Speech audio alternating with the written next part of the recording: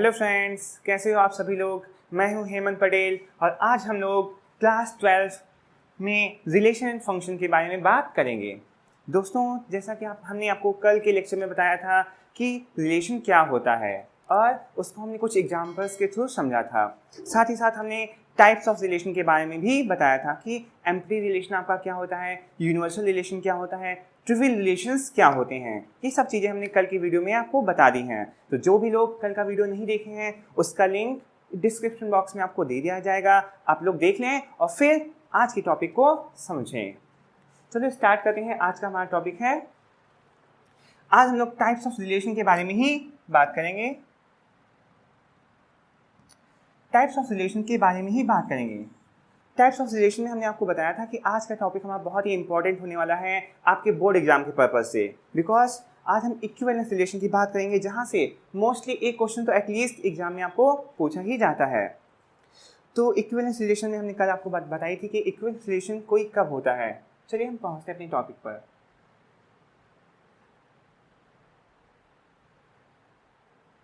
ठीक है, तो ये हमारा टाइप्स ऑफ रिलेशन में हमारा नया टॉपिक है आज का, इक्विवेलेंस रिलेशन। डिफिनेशन थोड़ा सा देख लेते हैं। लिखा हुआ है, a relation R in a set A is called equivalence relation if. कोई भी रिलेशन इक्विवेलेंस रिलेशन कब कहलाएगा? अगर वो हमारा रिलेशन क्या हो जाए, रिफ्लेक्सिव हो जाए, वो रिलेशन हमारा सिमेट्रिक हो जाए एंड ट्रांजिटिव। कोई भी रिलेशन अगर इन तीन कंडीशंस को फुलफिल कर रहा है तभी हम उससे इक्विवेलेंस रिलेशन कहेंगे। तो आप लोग कहेंगे सर ये रिफ्लेक्सिव क्या होता है, सिमेट्रिक क्या होता है, ट्रांजिटिव क्या होता है? तो बिल्कुल बेटा आप लोग परेशान मत होइए, अभी हम वन बाय वन सभी को डिस्कस करेंगे कि हमारा रिलेशन रिफ्लेक्सिव क्या होता है, सिमेट्रिक क्या होता है, ट्रांजिटिविटी क्या होती है। तो दोस्तों, पहले आपने जाना कि कोई रिलेशन इक्विवेलेंस रिलेशन कब कहलाएगा, जब वो रिफ्लेक्सिव, सिमेट्रिक और ट्रांजिटिव इन तीनों कंडीशंस को फुलफिल करेगा। तो दोस्तों, अब हम जानते हैं कि हमारा रिलेशन रिफ्लेक्सिव क्या होता है। रिफ्लेक्सिव रिलेशन एक एग्जाम्पल के थ्रू इसको हम समझते हैं। जैसे कि सोचिए हमारे पास एक मिरर है, ये एक मिरर है, ठीक है। अगर हम इस मिरर के सामने खड़े हो रहे हैं तो ये क्या करेगा, हमारी इमेज को ही हमको दिखाएगा, रिफ्लेक्ट करके हमारी इमेज को ही हमको दिखाता है। जैसे इसके सामने हम खड़े हुए हैं तो इस मिरर में क्या आता है, बिल्कुल हमारा ही रिफ्लेक्शन हमको दिखाई देता है। तो कुछ वैसा ही मतलब हमारे रिफ्लेक्सिव रिलेशन का ही है। इसमें जिस एलिमेंट की हम बात करेंगे उसकी इमेज अगर वही दिख रही है तो ऐसे रिलेशन ही हमारे रिफ्लेक्सिव रिलेशन कहलाएंगे। अगर डिफिनीशन की बात करें, if a comma a belongs to the relation for every A belongs to A. यहाँ बेटा बात करें, यहाँ ए क्या है, ए कोई भी हमारा नॉन एम्प्टी सेट होता है। उस नॉन एम्प्टी सेट के अगर हर एक एलिमेंट ए के लिए देखें, ए कॉमा ए मीन्स ए हमारा एलिमेंट था, उसकी इमेज भी क्या हो, ए ही मिले, मीन्स ए कॉमा एक ऑर्डर पेयर अगर हमारा रिलेशन को बिलोंग कर रहा है तो हम कहेंगे कि हमारा रिलेशन कैसा है, रिफ्लेक्सिव रिलेशन है। थोड़ा सा एग्जांपल देकर इसको और डिटेल में समझते हैं।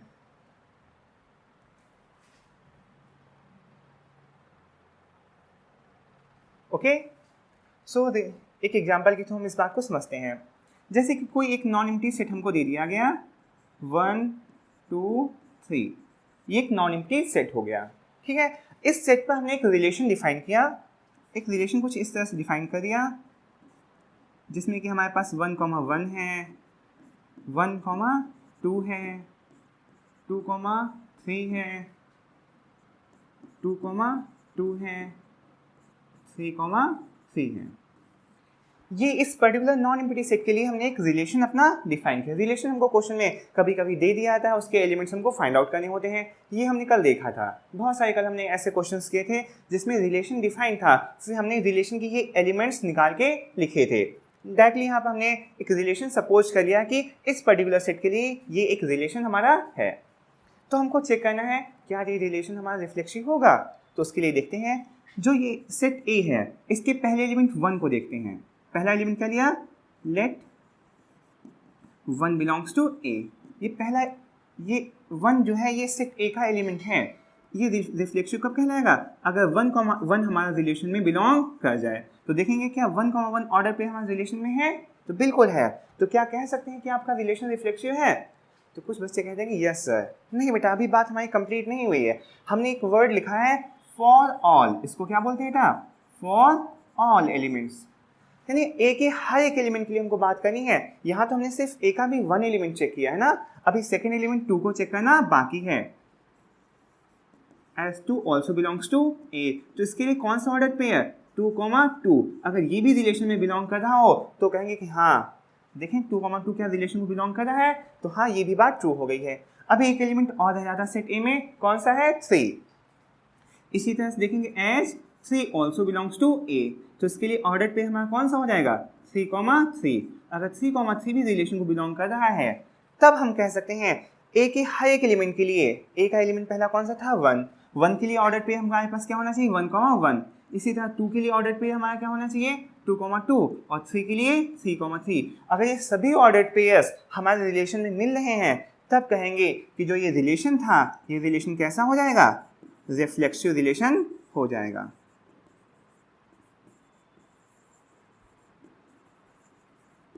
तो बात क्लियर है बेटा आप लोगों को कि रिफ्लेक्सिव रिलेशन क्या होता है? बेसिकली यहाँ पर हमारे पास एक नॉन एम्प्टी सेट होता है और उस नॉन एम्प्टी सेट का एक रिलेशन हमको डिफाइन किया गया होता है। हमें बस बहुत ही नॉर्मली चेक करके देखना होता है कि ए का पहला एलिमेंट देखा 1 और 1 का ऑर्डर पे 1 के साथ ही लेना होता है, बिकॉज रिफ्लेक्सिव में किसी भी एलिमेंट की खुद से रिलेशन देखनी होती है। क्या ए का हर एक एलिमेंट खुद से रिलेट कर रहा है? तो देखेंगे क्या 1 से रिलेट कर रहा है? देखेंगे यस।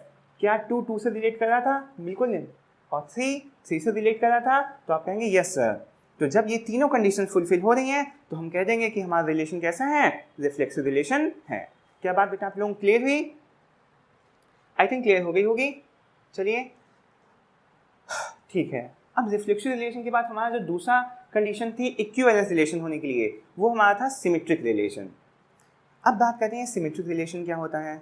जैसे बेटा हम नेचर में बहुत सारी चीज़ें देखते हैं, जैसे लीव, कोई किसी भी लीफ का स्ट्रक्चर देखें, लीफ का स्ट्रक्चर देखते हैं तो जैसे रोज की लीव्स को देखते हैं तो नॉर्मली वो एक जैसी ही दिखती हैं। जैसे ये लीफ का देखें तो इस लीफ में जो ये एक्सिस होती है, इसके एक्सिस का लेफ्ट साइड और राइट साइड दोनों कैसे दिखते हैं? बिल्कुल लगभग एक दूसरे के कॉपी कट होते हैं। तो कुछ ऐसी ही बात हमको बेटा सिमेट्रिसिटी में करनी है। कुछ ऐसी बातें हमको सिमेट्रिक में रिलेशन में दिखानी होती हैं कि एक साइड उसकी रिवर्स इमेज एक जैसी हो जाए। क्या मतलब होता है? थोड़ा सा मैथमेटिकल टर्म में देखते हैं। सपोज करिए if A is any non empty set, सबसे पहले तो हमारे पास एक सेट होना ही चाहिए जो कि नॉन एम्प्टी हो। If A is any non empty set, और उस पर एक रिलेशन डिफाइन कर दिया गया। रिलेशन एक डिफाइन कर दिया गया, क्या है? 1,2 2,3 1,5 1,3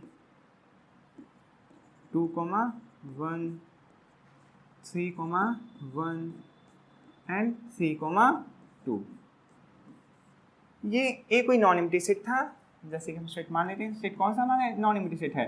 1 2 3। इस नॉन एम्प्टी सेट पर हमने एक रिलेशन डिफाइन कर दिया कुछ इस तरह से।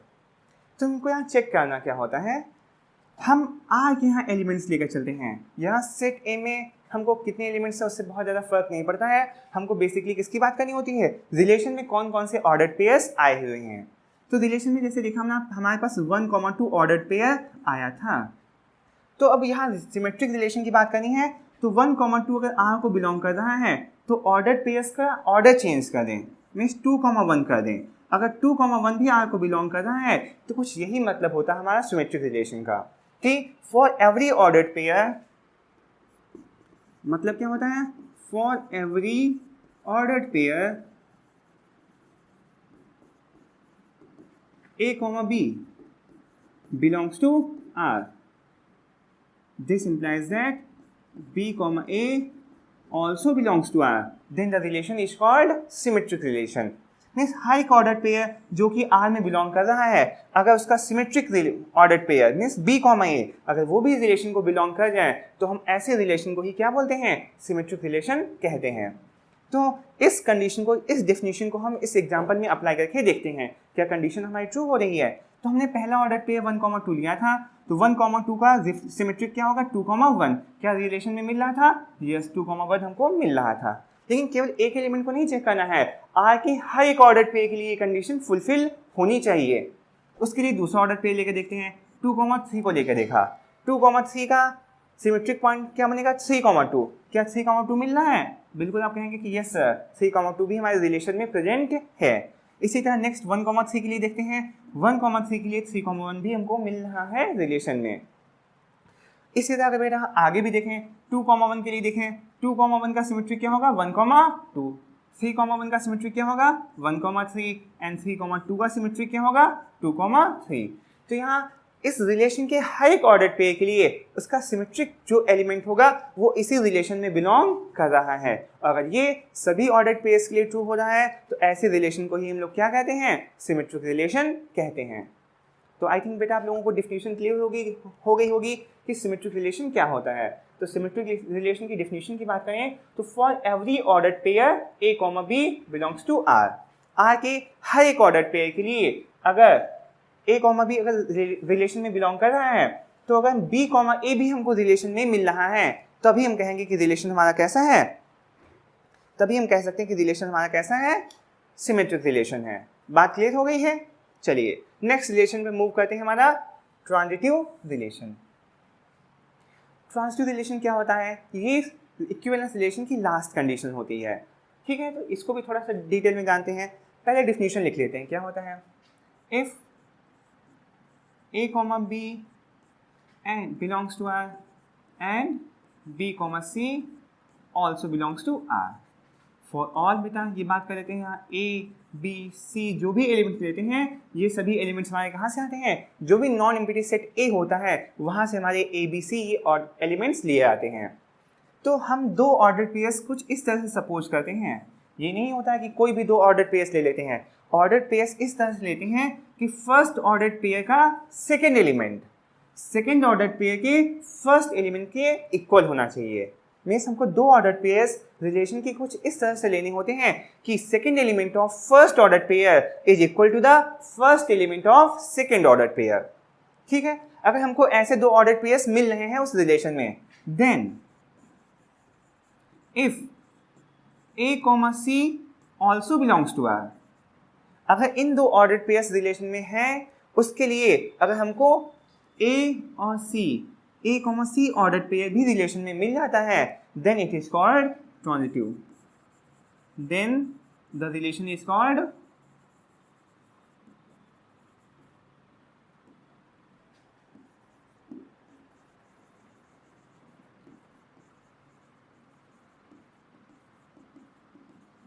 ओके। तो जो रिलेशन हमारा होगा वो क्या कहलाएगा? ट्रांजिटिव रिलेशन कहलाएगा।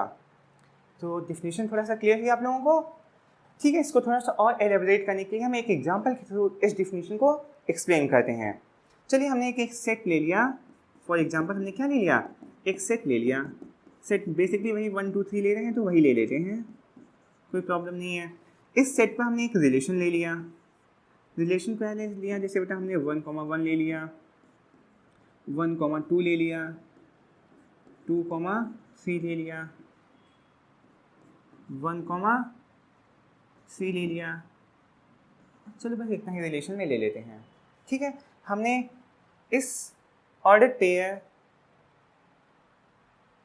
हमने इस सेट ए के लिए ये एक रिलेशन डिफाइन कर लिया जिसमें कि 1,1 आ रहा है, 1,2 आ रहा है, 2,3 आ रहा है, 1,3 आ रहा है। अब आप लोग कंफ्यूज तो नहीं हो रहे कि रिलेशन के एलिमेंट आते कैसे हैं? ये सब बेटा हमने नेक्स्ट इससे पहले वाली वीडियो में बता रखा है कि किसी सेट पर कोई रिलेशन डिफाइन किया जाता है तो उसके ऑर्डर पेयर्स हम किस तरह से निकालते हैं। ठीक है, ये सब एक से के कार्टेशियन प्रोडक्ट से ही आते हैं। ये सब चीज़ें बेटा हमने लास्ट वीडियो में आपको बताई हैं, तो आप वहाँ से देख लीजिएगा। चलिए अब हम अपनी ट्रांजिटिव रिलेशन की बात करते हैं कि क्या जो ये रिलेशन सेट ए पे डिफाइन किया गया है क्या ये ट्रांजिटिव होगा? तो इसके लिए हमको पहले दो ऑर्डर पेयर सपोज करने होते हैं। ऑर्डर पेयर्स इस तरह के होने चाहिए कि पहले ऑर्डर पेयर का सेकंड एलिमेंट दूसरे ऑर्डर पेयर के फर्स्ट एलिमेंट के इक्वल हो। देखते हैं जैसे बेटा हमने 1,1 पहला ऑर्डर पेयर ले लिया, तो इस ऑर्डर पेयर का सेकंड एलिमेंट 1 है, तो इसी 1 से स्टार्ट होता हुआ कोई एक और ऑर्डर पेयर ले लेते हैं, जैसे 1,2 भी ले सकते हैं। देखिए इन दो डिफरेंट ऑर्डर पेयर्स में पहले ऑर्डर पेयर का सेकेंड एलिमेंट दूसरे ऑर्डर पेयर के फर्स्ट एलिमेंट के इक्वल है कि नहीं है। दिखना है कि as 1,1 and 1,2 both belongs to R. ये दो ऑर्डर पेयर्स हैं जिसका कि ये और ये एलिमेंट सेम है, ठीक है, रिलेशन को बिलोंग कर रहे हैं। तो ट्रांजिटिविटी क्या कहती हैं, अब यहाँ से A और यहाँ से C means 1,2, this implies that if 1,2 also belongs to R. क्या 1,2 रिलेशन में है, तो कहेंगे यस 1,2 रिलेशन में मिल रहा है। तो क्या रिलेशन हमारा ट्रांजिटिव हो जाएगा, नहीं बेटा, अभी ये सफिशिएंट कंडीशन नहीं है। यही कंडीशन हमको जितनी भी पॉसिबिलिटीज मिल सकती हैं ऑर्डर्ड पेयर्स में उन सबके साथ लेकर देखनी है। ओके, समझ है ना बेटा, ये हर एक ऑर्डर्ड पेयर्स के साथ हमको लेकर देखना है जो भी पॉसिबल ऑर्डर्ड पेयर्स हमारे हैं, ठीक है। इस एग्जाम्पल के बाद बेटा हम एक दूसरा इसी में ऑर्डर्ड पेयर लेकर देखते हैं। जैसे कि हमने 1,2 लिया पहला ऑर्डर पेयर और 2 से स्टार्ट करते हुए 2,3 ले लिया, तो यहाँ पर बेटा देखिए इसका सेकेंड एलिमेंट इसका फर्स्ट एलिमेंट सेम बन रहा है। तो क्या 1,3 से भी कोई ऑर्डर पेयर रिलेशन में मिल रहा है, तो आप कहेंगे सर यस 1,3 से ये ऑर्डर पेयर रिलेशन में मिल रहा था। तो यहाँ भी कंडीशन हमारी फुलफिल हो रही है।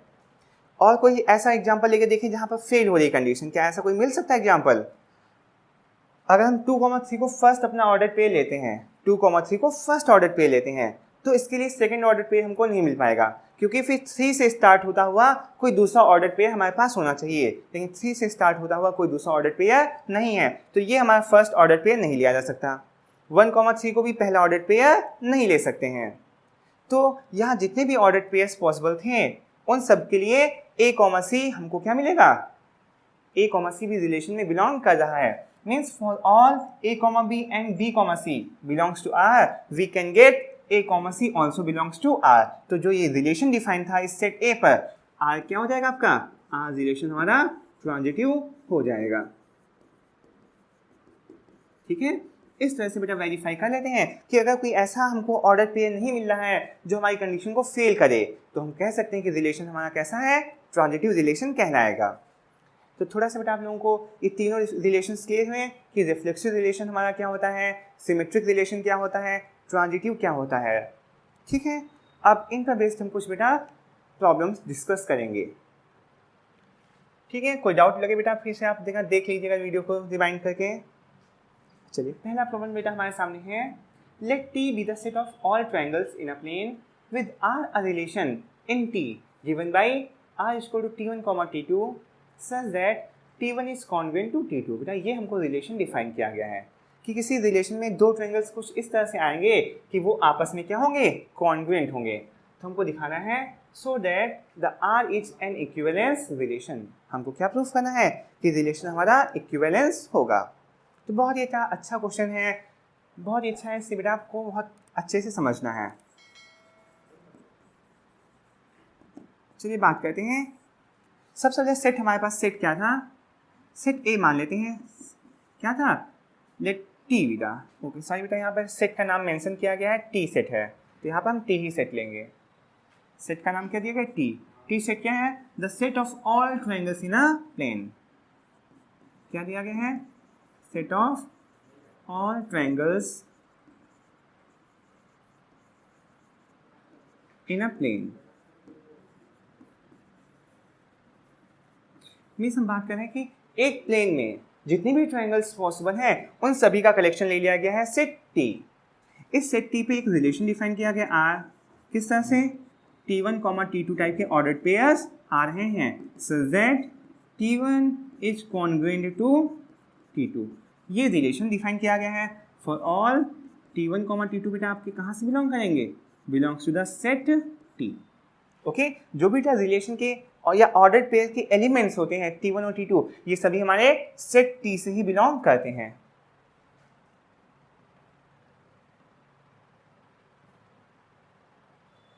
चलिए ये चीज हमको दे दी गई है। अब हमको देखना है क्या ये इक्विवेलेंस रिलेशन है। तो बेटा हम अभी आपको डिस्कस कर चुके हैं, कोई भी रिलेशन इक्विवेलेंस कब होगा, अगर वो रिफ्लेक्सिव, सिमेट्रिक और ट्रांजिटिव इन तीनों कंडीशंस को होल्ड कर रहा है। तो वन बाय वन बेटा इसमें हम कंडीशन सेटिस्फाई करेंगे। अच्छा पहले आप लोग ये बता दीजिए कि आप लोग जानते हैं ना कॉन्ग्रुएंसी ऑफ ट्रायंगल्स क्या होती है। दो ट्रायंगल्स कॉन्ग्रुएंट कब होते हैं, आप लोग इन 9th या 10th में पढ़ा होगा। कि दो ट्रायंगल्स कॉन्ग्रुएंट कब होते हैं, जब उनकी सभी करस्पॉन्डिंग साइड्स आपस में इक्वल हों और सभी करस्पॉन्डिंग एंगल्स भी आपस में इक्वल होते हैं, तो हमारे ट्रायंगल्स क्या कहलाते हैं, कॉन्ग्रुएंट कहलाते हैं। चलिए हम बात करते हैं पहले कि क्या रिलेशन हमारा रिफ्लेक्सिव है। तो बहुत ही आराम से सोच के बताइएगा। रिफ्लेक्सिव के लिए क्या करना होता है कि अगर टी कोई एलिमेंट हमारे सेट का है तो वो खुद से रिलेट करना चाहिए।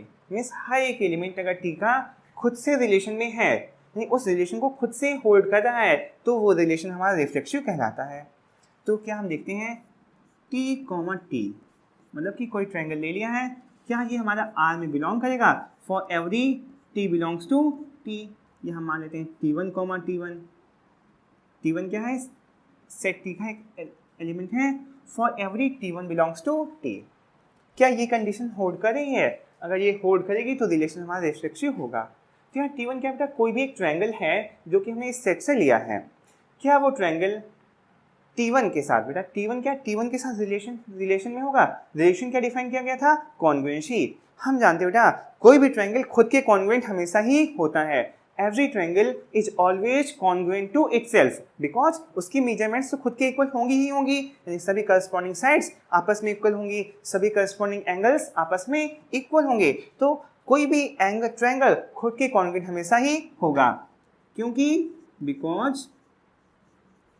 क्यों होता है, because T1 is always congruent to T1, because T1 के साथ जो रिलेशन डिफाइन किया गया है उस रिलेशन में है। इस वजह से T1 ऑर्डर पे हमारा रिलेशन को होल्ड करेगा।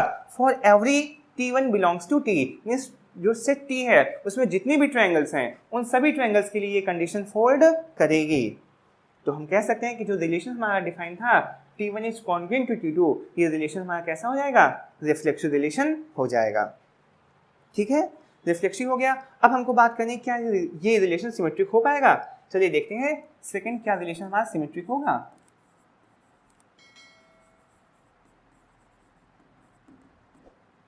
सिमेट्रिक के लिए क्या होता है, हम ऑर्डर्ड पेयर्स की हम रिलेशन से लेकर चलते हैं। Let T1 T2 belongs to R, means कोई एक ऑर्डर्ड पेयर हम रिलेशन से लेकर चलते हैं। यहाँ बेटा T1 और T2 कहाँ से बिलोंग कर रहे होंगे, for all T1 T2 belongs to the set T। जो हमारा set of all triangles in a plane था, वहाँ से हमने T1 और T2 दो ट्रायंगल्स लिए और हमने देखा कि उनका ऑर्डर पेयर रिलेशन में था। ये बेटा हम रिलेशन का ही कोई एक एलिमेंट लेकर चले हैं। अब हमको प्रूफ करना होगा, सिमेट्रिक के लिए क्या प्रूफ करना होता है, अगर T1 T2 R में है तो T2 T1 भी अगर किसी तरह से R में हो जाए तो हम कह देंगे कि हमारा रिलेशन कैसा हो जाएगा, सिमेट्रिक होगा। चलिए देखते हैं। सबसे पहले इन्होंने दिया है T1 T2 R में बिलोंग कर रहा है।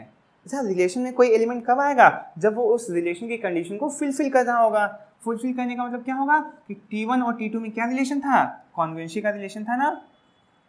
तो आपका T1 इस T2 के क्या होगा, कॉन्ग्रुएंट होगा।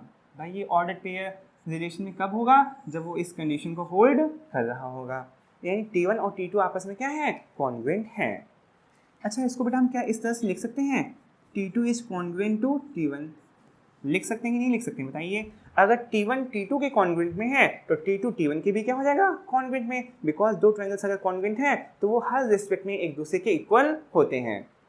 अब देखो बेटा हमारे पास क्या मिल चुका है, T2 और T1 कॉन्ग्रुएंट हैं, तो क्या हम इसको इस तरह से लिख सकते हैं कि T2 और T1 भी हमारे रिलेशन को बिलोंग करेंगे, बिकॉज T2 और T1 में जो रिलेशन था वो कॉन्ग्रुएंसी का है, तो जाहिर सी बात है अगर वो कॉन्ग्रुएंट है तो वो रिलेशन में होल्ड कर जाएंगे। तो इस तरह से देखा हमने एक रैंडम ऑर्डर पेयर लिया T1 T2 belongs to R, और उसके लिए हमने देखा T2 और T1 भी R में बिलोंग कर रहे हैं। दिस इंप्लाइज दैट जो रिलेशन हमारा R था वो कैसा हो जाएगा, सिमेट्रिक हो जाएगा। बात क्लियर है बेटा आप लोगों को कि रिलेशन सिमेट्रिक कैसे हुआ। ओके, अब बेटा हमको थर्ड प्रॉपर्टी वेरीफाई करनी है, ट्रांजिटिव, कि कोई रिलेशन हमारा ट्रांजिटिव कब होगा। ठीक है, ट्रांजिटिव है कि नहीं है, जो गिवन रिलेशन था ये हमारा ट्रांजिटिव है या नहीं है। इसके लिए बात करते हैं, हमारे पास पहले दो ऑर्डर पेयर्स होते हैं, दो ऑर्डर पेयर्स जो कि रिलेशन में होंगे उनको हम लेके चलते हैं। Let T1 T2 belongs to R and इस T2 से स्टार्ट होता हुआ कोई ऑर्डर पेयर T2 T3 हमने सपोज कर लिया, ये भी हमारे रिलेशन का एलिमेंट है।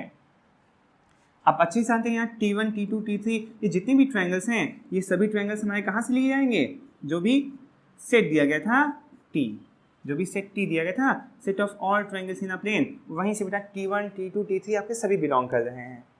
तो हमने दो ऑर्डर्ड पेयर्स कुछ इस तरह से सपोज कर लिए कि जिसमें पहले ऑर्डर्ड पेयर का सेकेंड एलिमेंट दूसरे ऑर्डर्ड पेयर के फर्स्ट एलिमेंट के इक्वल था। अच्छा बेटा फिर से थोड़ा सा बात कर लेते हैं, ये ऑर्डर्ड पेयर रिलेशन में है और ये भी ऑर्डर्ड पेयर रिलेशन में है। रिलेशन में है तो उस रिलेशन की कंडीशन को भी फुलफिल कर रहा होगा। क्या? T1 will be congruent to T2। यही तो बेटा T1 और T2 में रिलेशन था कि दो ट्रायंगल्स अगर रिलेशन में है तो वो आपस में कॉन्ग्रुएंट होंगे। एंड यहाँ से बेटा हमको क्या पता चलेगा, T2 will be congruent to T3, ठीक है, क्योंकि T2 और T3 भी हमारे रिलेशन के ही एलिमेंट थे। तो T1 कॉन्ग्रुएंट है T2 के और T2 कॉन्ग्रुएंट है T3 के। तो इन दोनों को बेटा अगर आपस में कंबाइन करके लिखना चाहें तो हम इस तरह से नहीं लिख सकते हैं, T1 कॉन्ग्रुएंट है T2 के and T2 is also congruent to T3। लिख सकते हैं ना, बहुत ही ऑब्वियस सी बात है। और बेटा यहाँ से अगर हम देखें तो हम कह सकते हैं कि T1 is also congruent to T3। T1 T2 के कॉन्ग्रुएंट था, T2 T3 के कॉन्ग्रुएंट था, तो इनडायरेक्टली T1 भी किसके कॉन्ग्रुएंट हो गया, T3 के कॉन्ग्रुएंट हो गया। और जब बेटा ये कंडीशन होल्ड कर रही है तो हम कह सकते हैं कि T1 और T3 भी हमारे कहाँ बिलोंग कर रहे होंगे, रिलेशन में ही बिलोंग करेंगे। बोलो बेटा, हमने यहाँ दो रैंडम ऑर्डर्ड पेयर्स किए T1 T2 and T2 T3 और उनके लिए देखा T1 T3 भी हमारा रिलेशन में बिलोंग कर रहा है। तो ऐसी कंडीशन जब बेटा फुलफिल होती हैं तो कहते हैं कि हमारा रिलेशन कैसा हो जाएगा, रिफ्लेक्सिव भी है, सिमेट्रिक भी है, ट्रांजिटिव भी है। तो रिलेशन हमारा कैसा हो जाएगा, इक्विवेलेंस रिलेशन हो जाएगा। तो देखिए ना, हमको ये प्रूफ करना था so that the relation R is an equivalence relation. तो क्लियरली बेटा आपको पता चल गया ना कि रिलेशन हमारा जो गिवन था कॉन्ग्रुएंसी पे, वो हमारा इक्विवेलेंस रिलेशन होगा। ठीक बेटा, ये प्रॉब्लम आपको समझ में आई। चलिए एक और प्रॉब्लम ले लेते हैं थोड़ा सा न्यूमेरिक टर्म्स में। नेक्स्ट प्रॉब्लम लेते हैं, हमारी लिखी हुई है, पढ़िएगा। So that the relation R in the set A, set A दिया गया है 1 2 3 गिवन बाई 1 1 2 2 3 3 1 2 2 3। ये रिलेशन, इस सेट पे एक रिलेशन दे दिया गया है। हमको प्रूफ करना है कि ये रिलेशन हमारा रिफ्लेक्सिव होगा but neither symmetric nor transitive. अब बेटा ये बहुत ही अच्छी प्रॉब्लम है जिसमें हमको दिखाना है कि ये रिलेशन केवल रिफ्लेक्सिव है बट सिमेट्रिक नहीं है और ट्रांजिटिव भी नहीं है। तो हमको बेटा इसके लिए कुछ एक ऐसे फैक्ट्स दिखाने पड़ेंगे कि क्यों ये सिमेट्रिक नहीं है, क्यों ये ट्रांजिटिव नहीं है। चलिए स्टार्ट करते हैं। तो बेटा ये जरूरी नहीं प्रॉब्लम को बहुत कुछ देखना होता है, बहुत ही इजीली ऐसी प्रॉब्लम सॉल्व हो जाती हैं। तो बहुत आसानी से देखते हैं। सेट ए में बेटा देखिए 1 2 3 एलिमेंट्स मिले थे, ठीक है, सेट भी हमको दिया गया है, रिलेशन भी हमको दिया गया है। चलिए एक बार नोट कर लेते हैं। सेट हमको दिया गया है 1 2 3 और इस पर जो रिलेशन डिफाइन किया गया है उसमें ऑर्डर्ड पेयर्स आपके हैं 1 1 2 2 3 3 1 2 एंड 2 3। ओके, अब हमको चेक करना है सबसे पहले कि रिलेशन हमारा रिफ्लेक्सिव है कि नहीं है।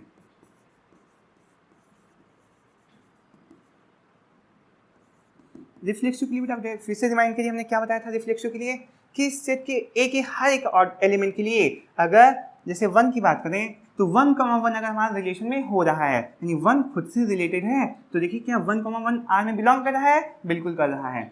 सेकेंड एलिमेंट 2 को ऑब्जर्व करें तो 2, 2 भी आर में होना चाहिए, बिल्कुल है। 3 की बात करें तो 3 का 3 से रिलेशन है क्या, yes, 3 is also related to 3। तो हमने देखा for every A belongs to A we get a, A always belongs to R, यानी ए के हर एक एलिमेंट के लिए a, जो ऑर्डर्ड पेयर है वो रिलेशन में बिलोंग कर रहा है। तो हम कह सकते हैं कि रिलेशन हमारा R कैसा हो गया, R इज रिफ्लेक्सिव। बात क्लियर बेटा, रिलेशन रिफ्लेक्सिव प्रूफ हो गया, बहुत ही इजीली प्रूफ कर लिया। अब हमको बात करनी है कि ये सिमेट्रिक नहीं है। तो बेटा एक कॉन्ट्रडिक्शन एग्जांपल लेके हम दिखा सकते हैं कि ये सिमेट्रिक क्यों नहीं है। दिखाना कि हमको रिलेशन ये हमारा सिमेट्रिक है या नहीं है। तो सिमेट्रिक के लिए क्या होता है, कोई एक ऑर्डर पेयर लेकर चलें फिर उसका रिवर्स भी अगर उसमें प्रेजेंट हो रहा है तभी हम कहते हैं कि हमारा रिलेशन सिमेट्रिक है, और ये हर एक ऑर्डर पेयर के लिए देखना होता है। जैसे बेटा इसके लिए देखेंगे 1,1 के लिए उसका रिवर्स क्या होगा 1,1 यही मिल जाएगा। 2,2 के लिए उसका रिवर्स क्या मिलेगा 2,2 यही मिल जाएगा। इसी तरह से लेकिन अगर बेटा हम 1,2 लेके चलें, 1,2 क्या था, ये रिलेशन का एलिमेंट था, बट इसके लिए जो इसका सिमेट्रिक 2,1 होना चाहिए वो रिलेशन में देखिए कहीं मिल रहा है। हमने एक ऑर्डर पे 1,2 रिलेशन में लिया, इस ऑर्डर पे के लिए इसका जो सिमेट्रिक होना चाहिए 2,1 वो रिलेशन में कहीं भी प्रेजेंट नहीं है। किसी एक जगह भी बेटा कंडीशन हमारी फेल होती है तो हम कह देंगे कि जो रिलेशन हमारा आर था इज नॉट सिमेट्रिक।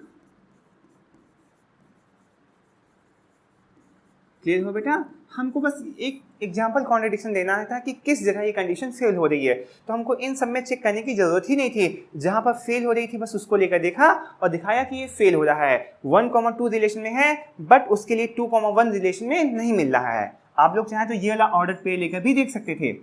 2,3 रिलेशन में है बट इसका सिमेट्रिक 3,2 देखें तो 3,2 रिलेशन में कहीं भी आपको नहीं दिखेगा, तो यहाँ पर भी आपका कंडीशन फेल हो रहा है, तो रिलेशन आपका सिमेट्रिक भी नहीं रहा। अब हमको दिखाना है ट्रांजिटिव है क्या। ओके इधर थोड़ा सा इरेज कर लेते हैं, ट्रांजिटिव के लिए इधर ही दिखा देते हैं।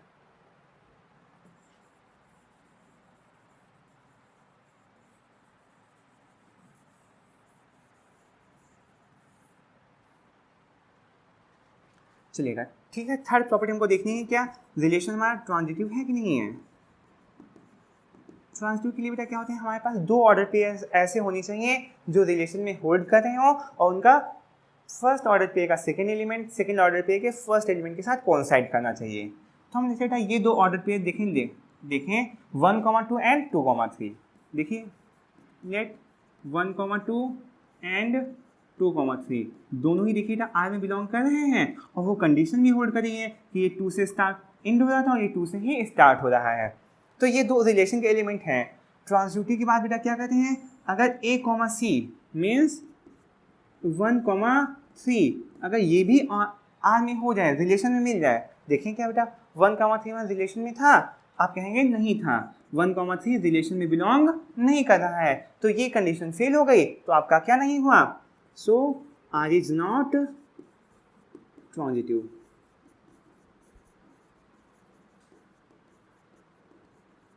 देखिए ना कि हमने बेटा ये नहीं कि हमने इसी को क्यों लिया, अब और भी कोई ऑर्डर पे लेकर इस कंडीशन को फेल कर सकते थे, ठीक है, लेकिन इसको ट्रांजिटिव बेटा तभी कहेंगे जब ये हर एक ऑर्डर पे के लिए ट्रू होगा। किसी भी एक के लिए अगर फेल हो रहा है तो रिलेशन हमारा ट्रांजिटिव नहीं कहलाएगा।